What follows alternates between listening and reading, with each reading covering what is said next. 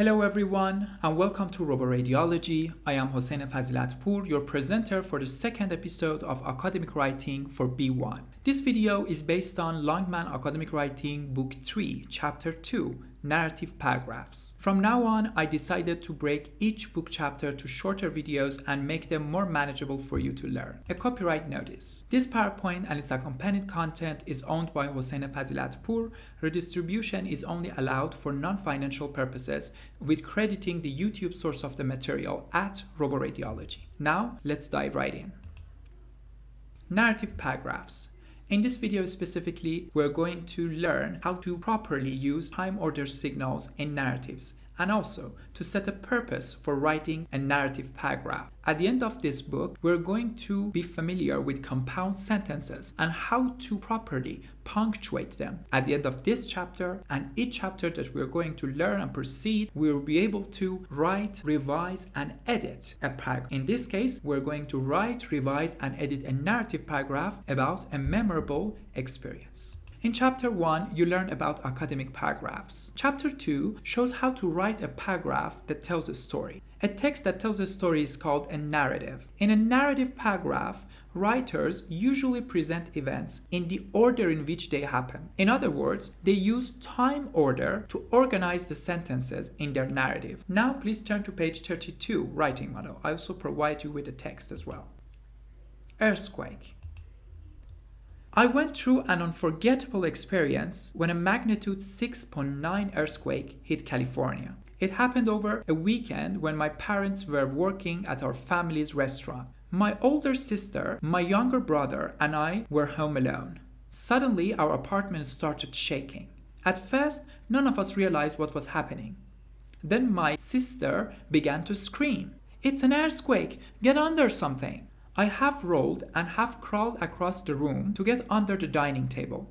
My brother was in the bedroom, so my sister yelled to him to get under his desk. Meanwhile, my sister was on the floor of the kitchen holding her arms over her head to protect herself from falling dishes. The earthquake continued to approximately a minute, but it seemed like a year to us. At last, the apartment stopped shaking. For a few seconds, we were too scared to move, but we quickly made sure that nobody was injured. Then we were on the cell phone calling our parents. We were thankful that, like us, they were safe. Next, we changed the apartment and luckily there was very little damage.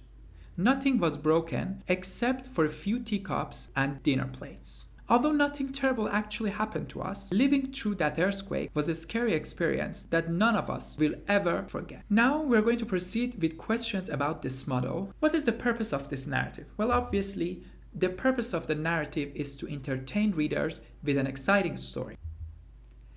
In which four sentences does the word earthquake appear? In sentences 1, 7, 11, and 18. What word and phrases show when different actions took place? Suddenly in sentence 4, at first in sentence 5, then in sentence 6, meanwhile in sentence 10, at last in sentence 22, then in sentence 14, and next in sentence 16. Let's look again at our writing model. Here we can see suddenly, at first, and then.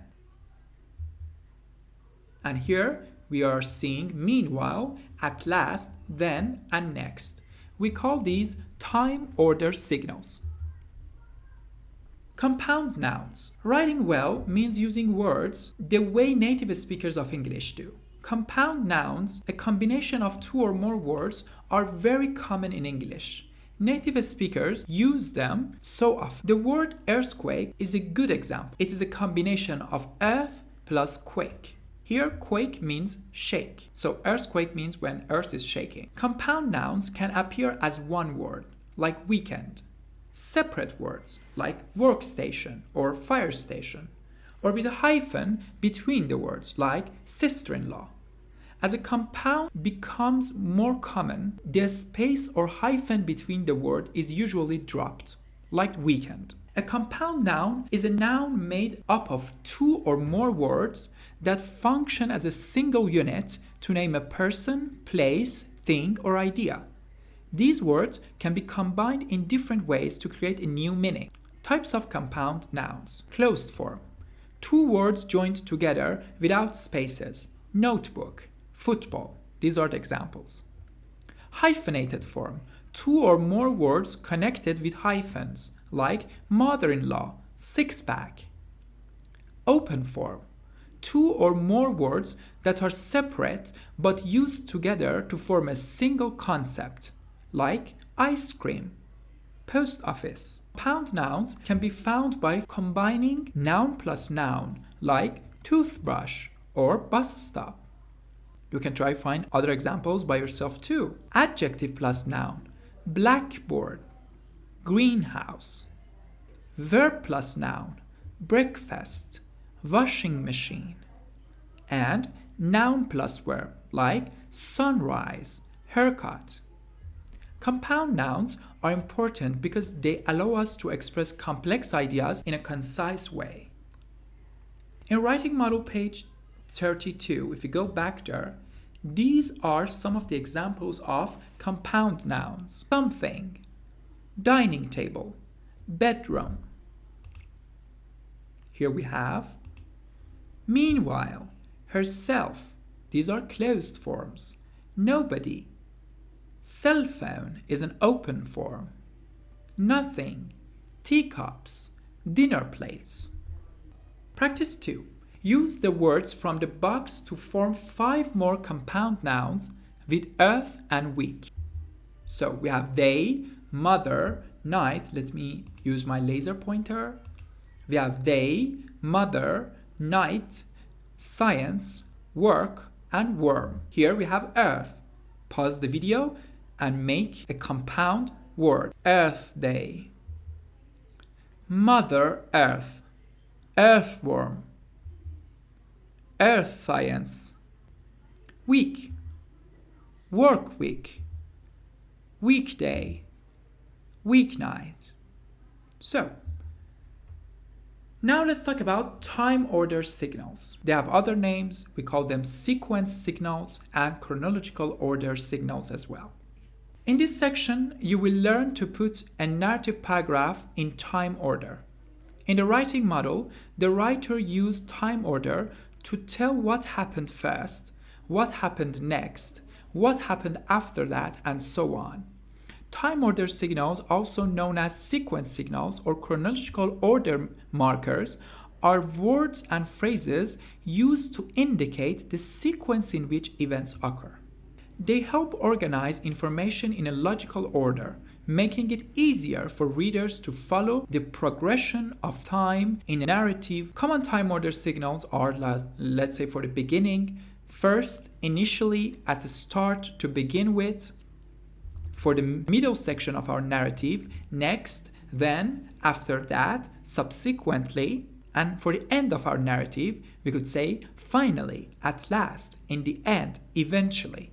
These signals are essential in writing to ensure clarity and coherence when describing events or steps in a process. They can be words like first, comma, and then they can be without commas like now and soon. They also can be phrases like in the morning before beginning the lesson. And you have the table. If you find it helpful, take a screenshot to practice it later on. Here's a tip. Put a comma after a time order signal that comes before the subject at the beginning of a sentence. But there's an exception. Then, soon, and now are usually not followed by a comma. Let me give you an example. At first, none of us realized what was happening. For a few seconds, we were too scared to move. Then, we were on the cell phone calling our parents. Now, let's talk about purpose. Good writers usually have a general purpose for writing before they begin writing. There are 3 main purposes for writing: to inform, to persuade, and to entertain. For example, the purpose of a story might be to retell an experience as a suspenseful narrative or as an eventful narrative in order to entertain the reader. However, the purpose of a narrative can also be to inform or persuade. Sometimes writers have more than one purpose for writing. Practice 6. Identify the main purpose of narrative. Number 1. Let's do it together. A massive 8.9 magnitude earthquake hit northeastern Japan on March 11, 2011, followed by a 33-foot-high tsunami along parts of the country's coastline. What do you think? What was the purpose of this? To inform. Why?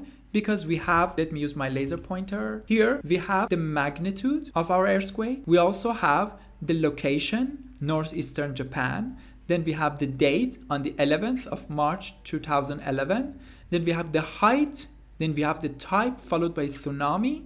And then we have location on the coastline. So the purpose was obviously the second sentence. I went through an unforgettable experience when a magnitude 6.9 earthquake hit California. Well, what do you think? The purpose is to entertain because it shares a personal story and tries to connect personally with the reader. What about this?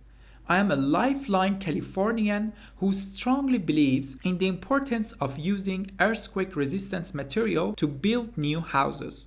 It is to persuade. Why? Because we are giving reasons. Practice 7. Writing according to your purpose. The purpose is to entertain and create suspense. Which 3 sentences should be included in the paragraph? Number 1. At first, I drove slowly, telling myself this is just another snowstorm. Then, the wind started to blow the snow so hard I couldn't see. 3. The key features of a blizzard are blowing snow and winds up to 35 miles per hour for at least 3 hours. 4. Blizzards are dangerous and result in low visibility. I held the steering wheel tightly as I drove forward very slowly. One of the deadliest blizzards occurred in Iran in 1972. So here's the answer. The green ones are to create entertainment or to create suspense. At first, I drove slowly, telling myself, this is just another snowstorm. Then the wind started to blow the snow so hard I couldn't see. I held the steering wheel tightly as I drove forward very slowly. I don't know if you hear it or not. I try to isolate my room to record this, but there's a baby crying out there. I hope it doesn't bother. The key feature of a blizzard are blowing snow and wind up to 35 miles per hour. Well, it's informing. It's more informational and academic than entertaining. Blizzards are dangerous and result in low visibilities. It's another information.